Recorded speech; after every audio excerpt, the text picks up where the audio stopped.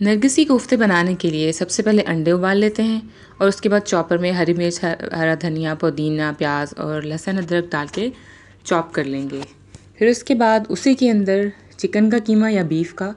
وہ ایڈ کر کے نمک، مرچ، ہلدی اور گرم مسالہ، زیرہ پاؤڈر اور دھنیا پاؤڈر ڈال کے چاپ کر لیں گے۔ بہت زیادہ باریک نہیں کرنا۔ اس کے بعد ایک کڑھائی میں تیل لے کے اس کے اندر ثابت گرم مسالہ اور پیاز کی پیسٹ ڈال کے اچھے سے بھونیں گے، اور اس کے بعد نمک، مرچ، دہی اور ہلدی اور ہری مرچیں ڈال کے تھوڑی دیر کے لیے تھوڑا سا پانی ڈال کے ڈھکن ڈھک کے ہم ہلکی آنچ پہ 10 منٹ مسالہ پکائیں گے، اور اس کے بعد اسے اچھی طرح بھون لیں گے کہ تیل اوپر آ جائے۔ پھر اس کے بعد قیمے کی ایک پیٹی بنا کے بوائل ایگ کو اس کے اندر رکھ کے کور کریں گے اچھی طرح سے،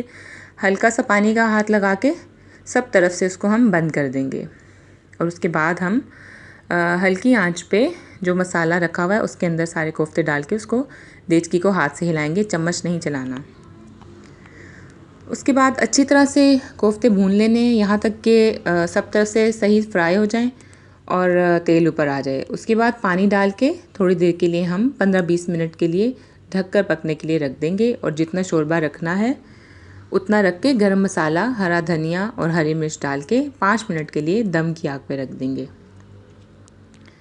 اس کے بعد دیکھ لیں گے کہ شوربہ جو ہے وہ صحیح گاڑھا ہے جتنا رکھنا ہے، اور اس کے بعد ہم اس کو ڈش آؤٹ کریں گے۔ مزیدار نرگسی کوفتے تیار ہیں۔ پسند آئے تو شیئر اور لائک کریں۔